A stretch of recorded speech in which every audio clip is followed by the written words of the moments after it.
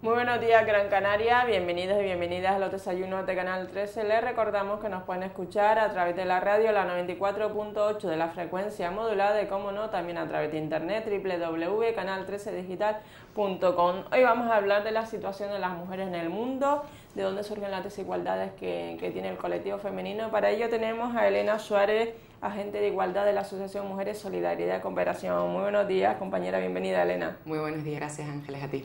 ¿Cuál es la situación de las mujeres en el mundo? Porque claro, hay mujeres en distintos mundos, ¿no? En distintos continentes. Sí, hombre, desgraciadamente la situación de las mujeres en el mundo,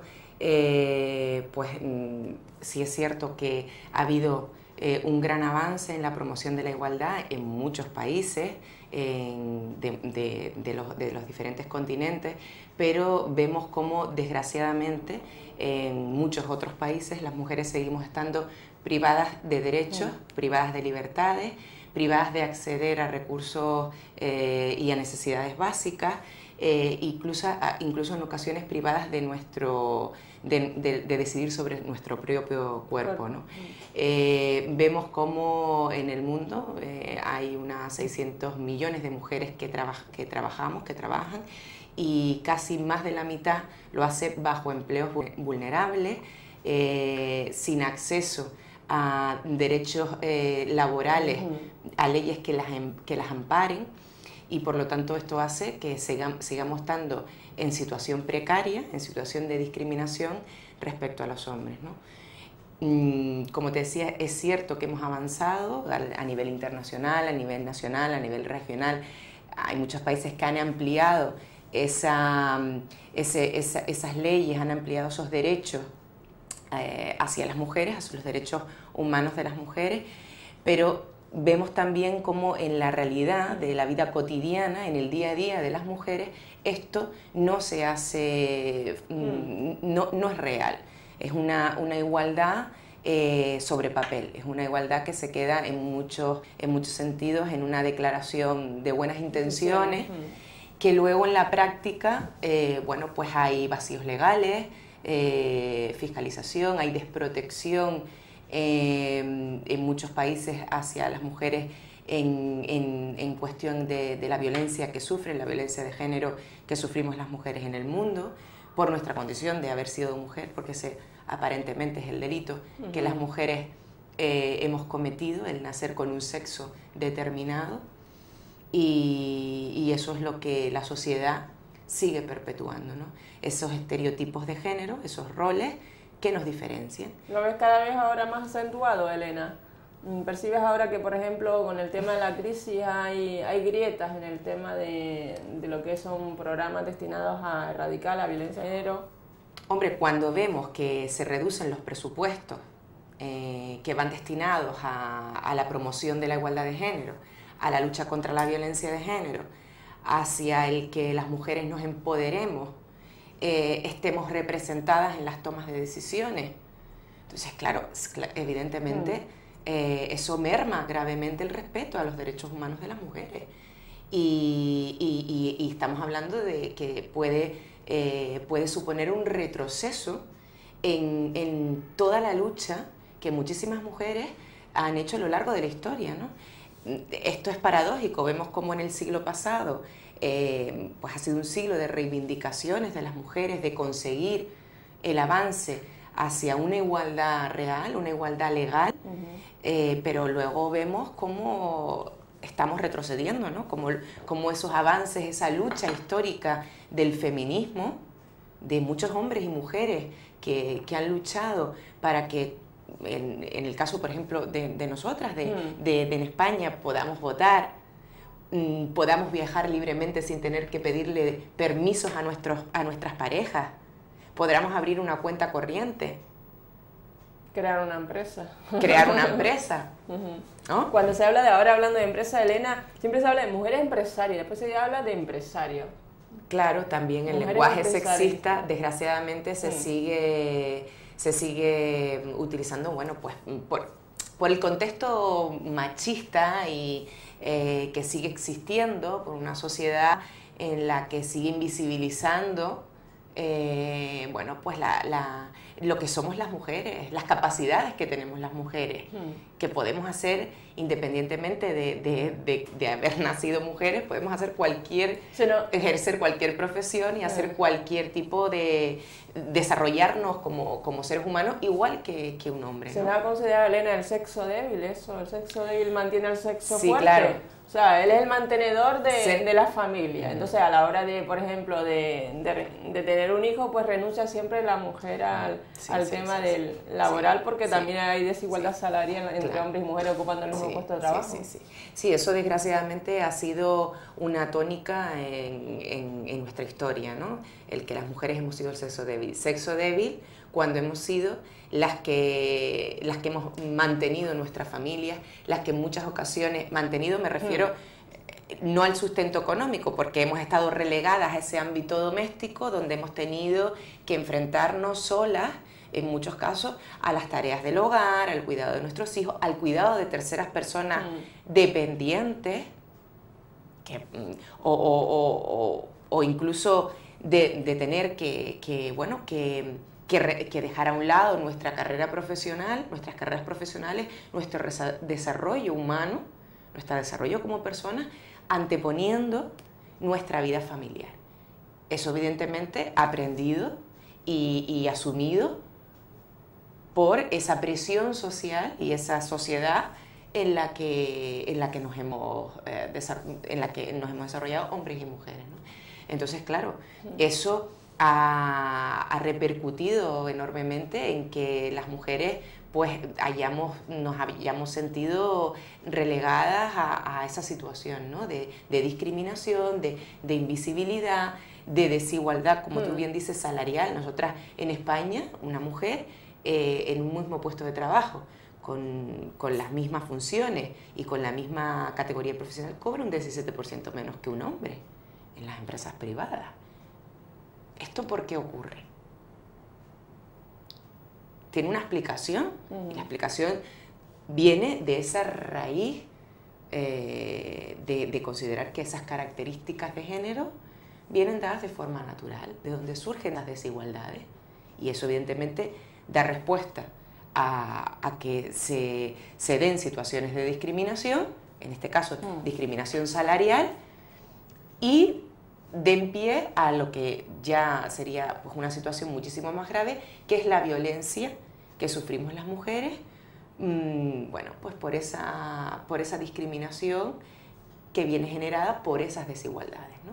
El tema también, cuando ha habido guerras, la guerra civil o la Primera Guerra Mundial, la mujer se incorporaba pues, a las fábricas y realmente era la mantenedora de esa familia mientras su marido estaba en el frente, ¿no? Claro, ocurre en muchísimos conflictos bélicos, en muchísimas guerras también de nuestra era, en la que, claro, el hombre sale a luchar porque las personas que estaban que eran militares, allá se ve más representación de mujeres en las fuerzas y cuerpos de seguridad del Estado, en el ejército y demás, pero en la historia han sido hombres, ¿no?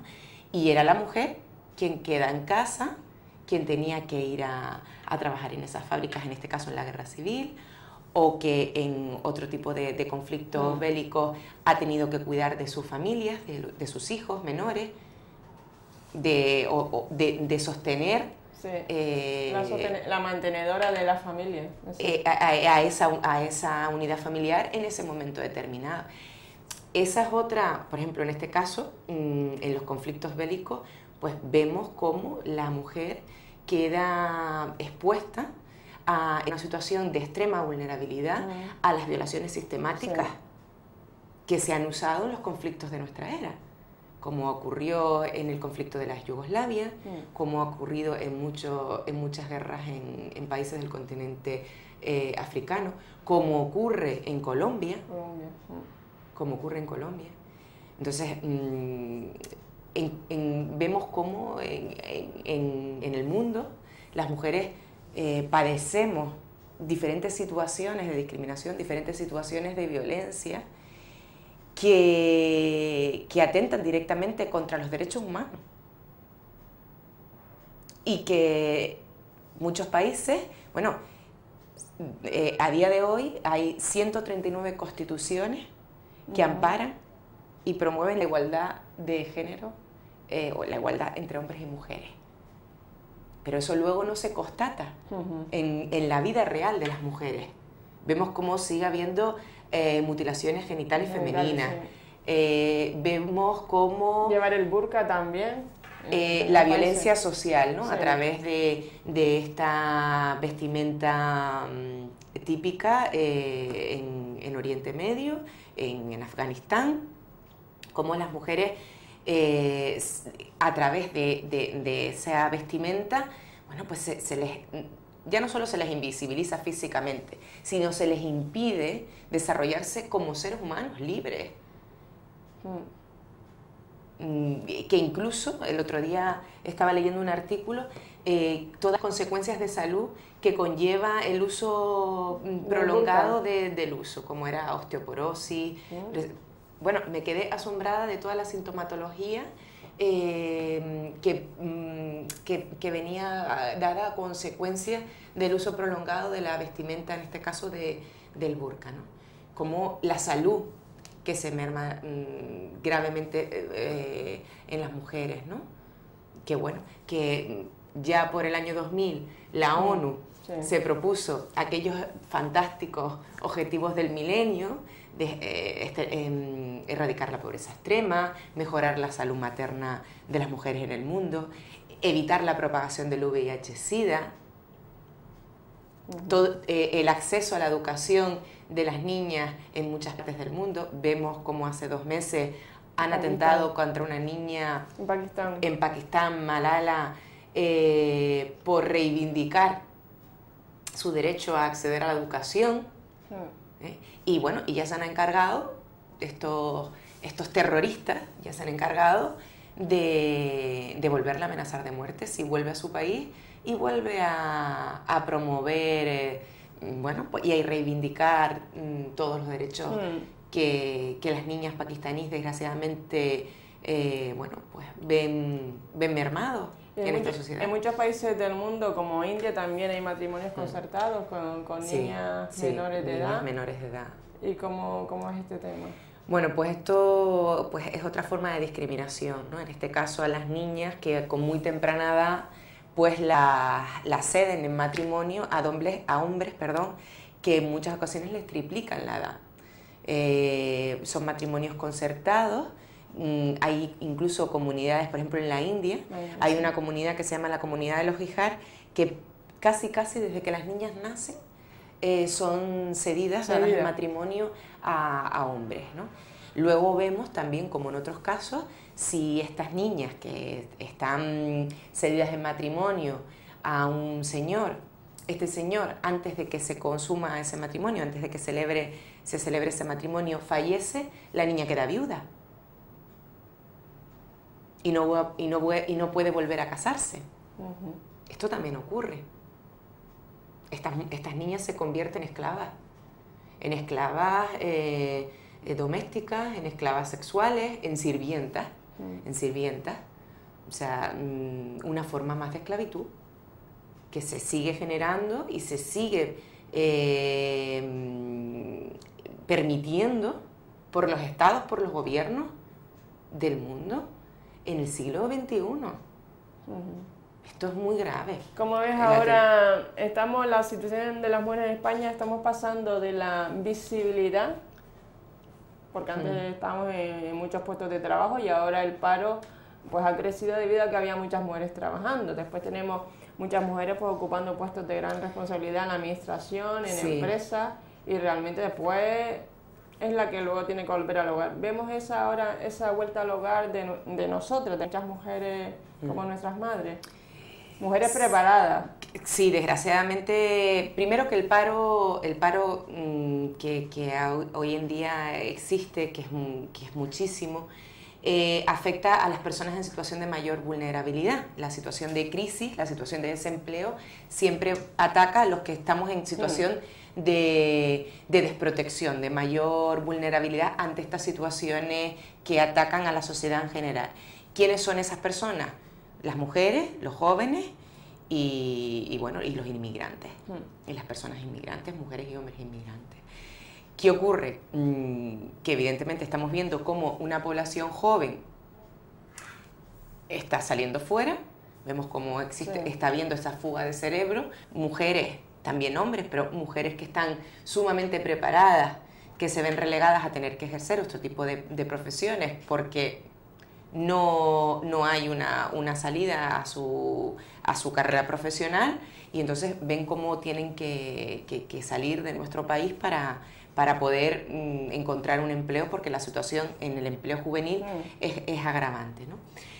¿Qué pasa con las mujeres? Que luego las mujeres estamos empleadas en esos empleos mal remunerados, en condiciones de precariedad, a veces sin ningún tipo de contrato, ningún tipo de legislación en ese contexto que las pueda amparar. Claro, una situación de economía sumergida, estamos hablando de que hay una desprotección jurídica, laboral, de seguridad social, de no cotización, repercutiendo eso en un futuro en la jubilación de las mujeres, sí, y en una prestación futura de la que puedan subsistir, ¿no? En un futuro, en una edad avanzada, ¿no? Entonces, luego vemos cómo se sigue perpetuando los trabajos estereotipados de las mujeres. O sea, las mujeres accedimos al mercado laboral en la historia, en este caso la historia española, pero cuando accedimos al mercado laboral nos dimos cuenta que, claro, que quedaba desamparado la situación familiar, el contexto doméstico. Entonces, ¿qué hicimos? Contratar a otras mujeres que asumían esos trabajos, perpetuando más aún esos roles de que las mujeres eran las que copaban ese sector laboral de trabajos domésticos, de cuidado de nuestros hijos. O sea, seguimos en ese bucle, ¿no? En ese círculo, donde sí. Inclusive, Elena, también ahora con los premios Nobel, más hombres que mujeres realmente.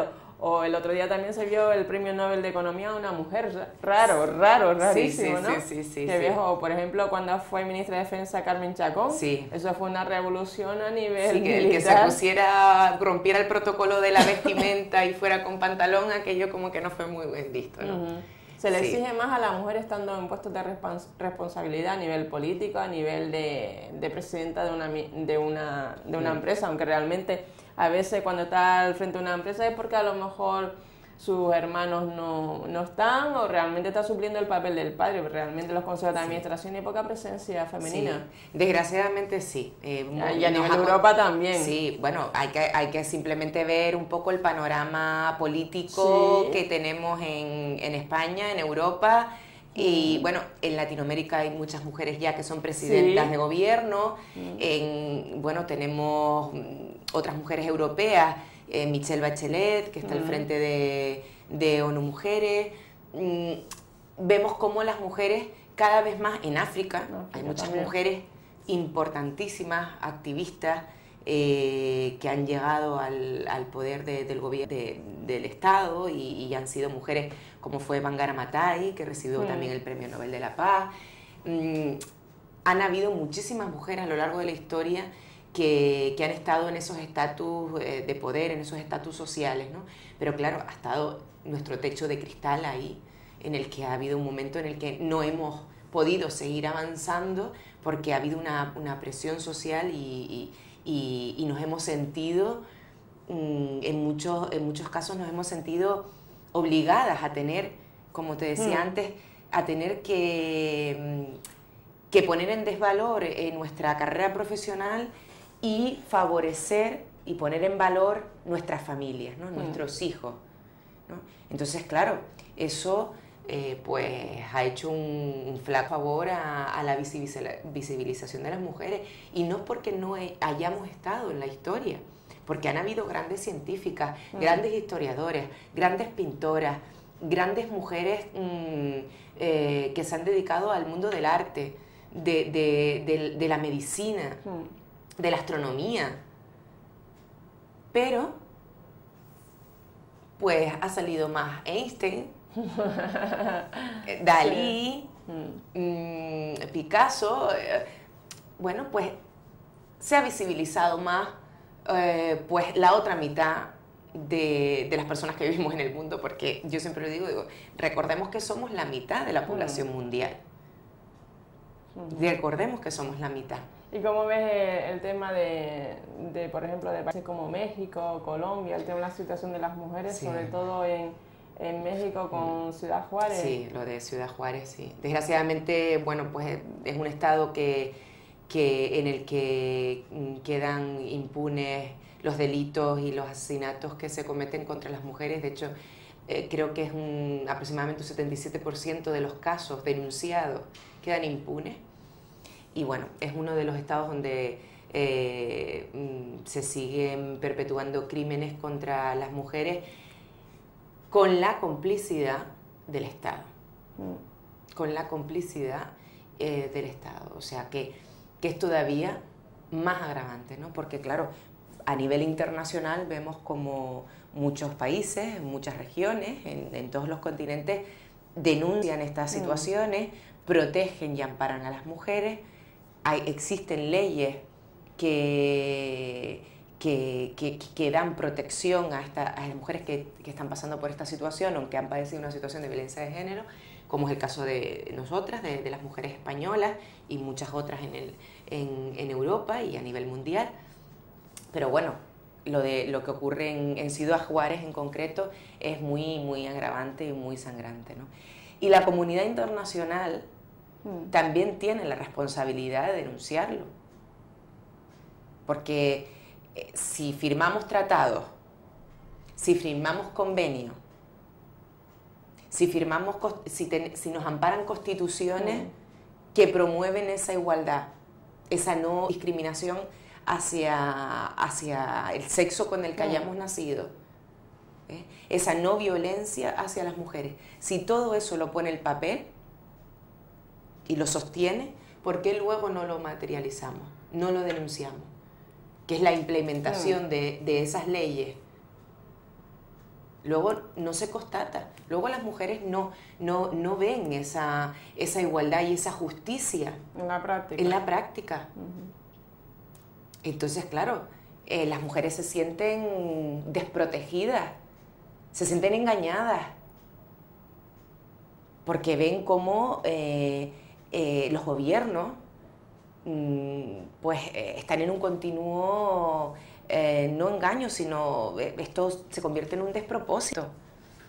El tema también político, siempre las ministras, por ejemplo, de sanidad, siempre tienen que ser mujeres. O sea, no puede haber un ministro de sanidad realmente. Tocan siempre áreas muy sensibles como sanidad, asuntos sociales, cositas así, Sí, ¿no? siempre todo relacionado con el asistencialismo, ¿no? Con el cuidado de terceras personas. Con lo rosa, ¿no? Como el tema de los juguetes que comentábamos al principio de la entrevista. Claro, los estereotipos de género están en todos los ámbitos de nuestra vida, en el laboral, en el político, en el social. Lo comenzábamos antes de empezar la entrevista, ¿no? Los juguetes. Como ahora, hablábamos del ejemplo, ¿no? Cuando uno va a un centro comercial, a una tienda de juguetes y pues no tienes mucha idea de qué comprar, pues preguntas a la dependiente o al dependiente por un juguete para una niña de 5 años y te lleva a las muñecas. Sin embargo, si le preguntas para un niño de 5 años, te lleva a los camiones o algún juguete que tenga alguna connotación más bélica, ¿no?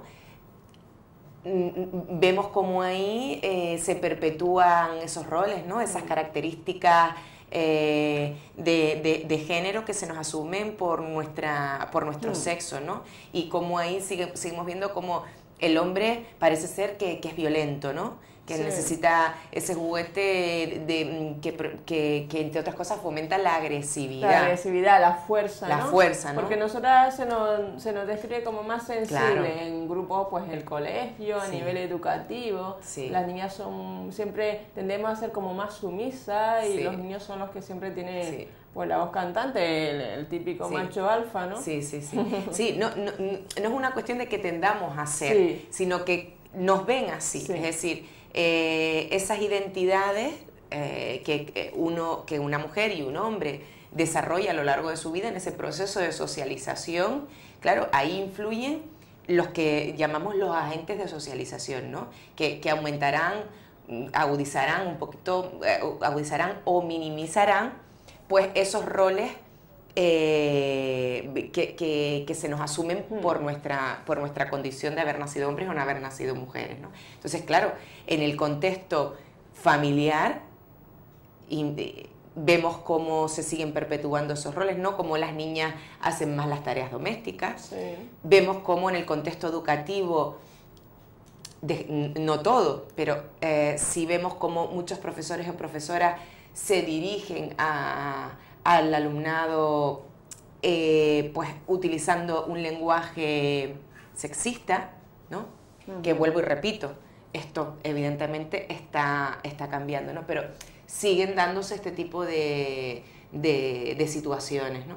Nosotras, por ejemplo, que tenemos programas de sensibilización, acudimos a los institutos y centros educativos, vemos cómo ha habido un gran avance, vemos cómo, bueno, pues se ha interiorizado ese lenguaje no sexista, esos comportamientos no discriminatorios hacia hombres y mujeres. Vemos, por ejemplo, los libros de texto. De esto también. Vemos los libros de texto, los dibujos, cuando, por ejemplo, un libro de texto donde hay una situación en la que se ve una cocina, en la cocina aparece siempre la mujer. Pero si hay un dibujo en el que la situación es un coche por una ciudad, dentro va un hombre, por ejemplo. O si vemos como la escena de una persona que lleva a sus hijos al colegio o que les da la merienda, es una mujer. Sí, sí. Lo que es productos alimenticios, los anuncios, la todo. publicidad, que es otra cómo se ha utilizado a lo largo de la historia el cuerpo de la mujer como un reclamo publicitario, un reclamo sexual publicitario, ¿no? Lo hablábamos antes.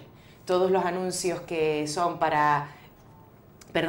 Laxantes, todo. Laxantes, estreñimiento. Para ponernos más guapas y responder a esos cánones de belleza que nos exige la sociedad, ahí están las mujeres. Es decir, la crema fantástica, maravillosa que nos hace volver a una talla de cuando teníamos 14 años, esa es exclusivamente para mujeres, ¿no? A nosotros se nos presiona de tal forma que nos sentimos abocadas a responder a esos cánones de belleza. Y la moda también, porque la moda siempre es un prototipo de mujer fashion fantástica de la muerte, con unos taconazos de vértigo y entra en bañador. Lo que yo siempre digo a mujeres que no son reales, que una va por la calle y no se encuentra, la gran mayoría de las mujeres no somos así.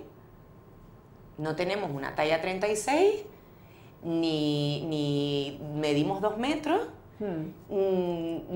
no respondemos a esas. Sí es cierto que las grandes empresas de moda y de ropa ya han cambiado el tallaje, ya han ido modificando el tallaje y se han dado cuenta que no se puede convertir a una mujer bueno, pues no solamente en un objeto sexual, porque luego nos ponen a mujeres para presentar a lo mejor una línea de ropa, una línea de lencería interior, en la que se ve más su cuerpo que la propia lencería. Está claro que una lencería representa, pues no va a ser una mujer con un burka. Vale, lo tenemos claro, pero claro, hay formas y formas de visibilizar a esa mujer que está presentando ese producto. Como la mayoría de los perfumes que se anuncian ahora, todos son dirigidos y presentados hacia la mujer. Por la mujer tenemos que comprar ya sea un perfume masculino o femenino. Realmente es bastante llamativo. O lo de los electrodomésticos que nos facilitan la vida, porque nos ayudan tanto, o sea, y encima aparentemente cuando uno ve esos anuncios, la mujer termina o sea, satisfecha, no solamente del trabajo realizado, sino de sentirse realizada. Inclusive, Elena, el mantenimiento de esa lavadora, que se ve siempre que lo anuncia un señor, pero se dirige a nosotras, no a un chico que puede vivir en un piso solo, un señor, un caballero, no, se dirige a nosotras porque nosotras somos las que ponemos la lavadora, aunque él compre la lavadora, pero en definitiva, como no entiende de poner la lavadora, pues la ponemos nosotras, está claro, realmente. Toda la aspiradora también, realmente todos los artículos del hogar, o cuando o el Día de la Madre. ¿Por qué se celebra el Día de la Madre? ¿Y por qué tenemos que comprar una batidora, una aspiradora? Sí, no, la verdad todo es que... es para facilitar la labor. La publicidad, de la desgraciadamente, bueno, pues no toda, pero sí hay un sector de la publicidad, de los medios de comunicación, que siguen perpetuando esos roles de género. También es cierto que la publicidad responde a un mercado, ¿no? Igual que los medios de comunicación, ¿no? Responden a un mercado. ¿Qué ocurre? ¿Y nosotros que compramos más que ellos? ¿O? No, es que el problema ha sido que, por ejemplo, en España, los que accedieron a la publicidad antes fueron los hombres, porque eran los que tenían la posibilidad económica de hacerlo. Eran los que tenían el sustento y eran los que trabajaban. Nosotras estábamos relegadas al ámbito doméstico, las mujeres tuvimos una entrada más tardía que los hombres por esa situación de discriminación y desigualdad que hemos padecido, ¿no? Entonces, claro, la publicidad ha respondido históricamente a un sector masculino, porque han sido ellos los que han comprado la publicidad. Entonces han respondido a las necesidades del mercado, que en este caso era de hombres, era mayoritariamente copado por los hombres.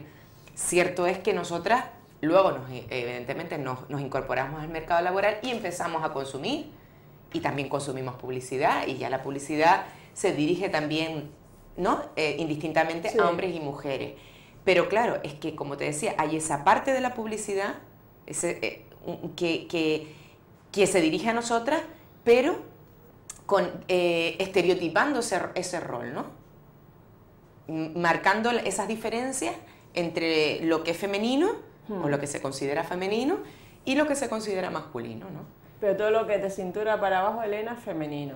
Se queda vaginal, estreñimiento, pérdida, todo es enfocado, dirigido por y para las mujeres realmente. Los hombres, no sé, no tienen estreñimiento, no lo sé, pero que es bastante llamativo si te paras un poco a pensar todos los anuncios. ¿Y qué opinas también del tema de los alumnos y alumnas que fomentan todo el tema de las redes sociales, el Facebook, un poco también de violencia de género virtual, porque también se le pide en el perfil a la niña, pues una niña mona, y al chico pues enseñando pues musculitos y la tabla de chocolate y no sé cuánto y no sé qué, un poquito se vende mucho la imagen, ¿no? Sí, es una forma más de, bueno, en las nuevas tecnologías vemos como también se estereotipan los roles, y vemos como en las edades de la preadolescencia, de la adolescencia, vemos como, bueno, pues los chicos y chicas siguen teniendo pues esos roles tan marcados, ¿no? Y lo vemos en los perfiles de Facebook o el comportamiento entre ellos.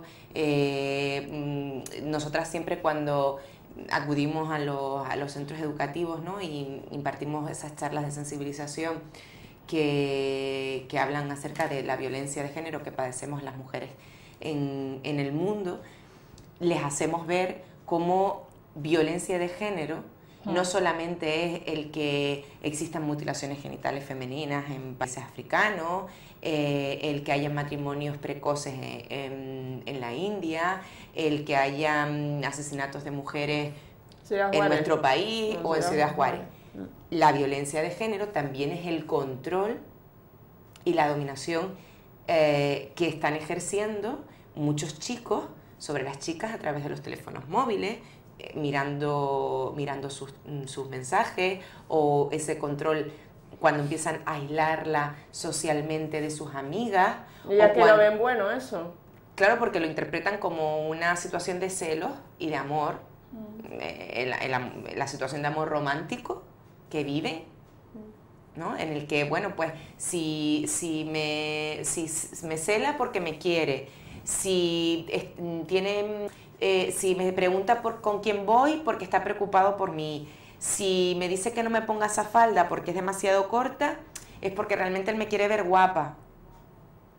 Entonces, esos signos, esas llamadas, no lo interpreta como una situación de violencia de género en muchos contextos de estas edades. Entonces, bueno, pues, entre otras cosas, nuestro trabajo es visibilizar eso, identificarlo, para que una vez lo identifiquen, lo frenen. No, esto es una señal. Esto es una señal de violencia. Esto no es un buen trato. No es una relación equitativa, de igualdad de condiciones, de libertad, en la que yo me expreso, me visto, me muevo, me relaciono con quien quiero, cuando quiero y como quiero. En la que yo decido, cuando eso no lo ven, bueno, pues hay que explicarlo, hay que decirle y orientarles para evitar esas futuras situaciones de desigualdad y esas futuras situaciones de violencia, ¿no? Porque, claro, eso degenera en que eso se puede perpetuar y convertir en una situación... a mí no me gusta tipificar de leve o más grave una situación de violencia, pero, bueno, de que haya una violencia mayor que pase a una violencia física, ¿no? Aunque evidentemente, como decía, la psicológica, todo este tipo de coacciones o de control ya son suficientemente importantes como para prestarles atención. Porque esto ha sido otra tónica que ha ocurrido en los presupuestos, sí. Que retomamos el tema del presupuesto, ¿no? Que no se ha dado la importancia que ha tenido y que tiene la prevención y la sensibilización. O sea, evidentemente es mucho más caro, si estamos hablando de una cuestión económica, es mucho más caro arreglar un problema que prevenirlo. Prevenirlo, sí. ¿No? Pues la inversión siempre ha sido menor. Lo otro, evidentemente, es también importante. El coger el problema y erradicarlo y paliarlo, ¿vale? Pero es que si usted no previene el que se desarrollen esas situaciones en un futuro, va a seguir perpetuando. Sí. Entonces estamos en un bucle, en un círculo vicioso que a día de hoy, desgraciadamente, sigue generando el que las mujeres pues sigamos estando pues en estas situaciones como en las que hemos hablado a lo largo de la entrevista, ¿no? Otro tema también importante es el tema del burka. Entonces el burka es realmente violencia, realmente, ¿no? Es violencia social. Violencia social, ¿no? Claro. Lo que está haciendo es, bueno, pues a través de esa vestimenta impide que una mujer se relacione con otro o con otra de una forma natural. También, por ejemplo, yo siempre, porque se habla mucho del burka, pero hay muchos otros burkas en el mundo que no son solamente el burka que se ve en países como en Afganistán. Por ejemplo, si hablamos de vestimenta, la vestimenta que han utilizado las monjas en nuestro país, las mujeres católicas que han ejercido no es el sacerdocio, porque se llama de otra manera, ¿no? Bueno, sí, porque los curas han sido hombres. Sí, realmente. Los curas han sido hombres. Ellas han estado relegadas a un segundo plano dentro de la iglesia también. Dentro de la iglesia, para limpiar, para recoger el cepillo, claro. Y si el cura tenía una hermana, pues hacía la comida. Efectivamente. Bueno, pues la vestimenta que usan las monjas de clausura también es muy parecida al burka. Y están en una situación de aislamiento. Vale, aquí en este punto muchas personas te podrían decir, bueno, lo han elegido porque quieren, ¿no? A nadie, a ninguna monja se le ha obligado a estar allí, o una decisión, bueno, pues lo que ellas interpretan como una llamada de su Dios o una llamada interior y que quieren, es totalmente lícito y respetable, ¿no?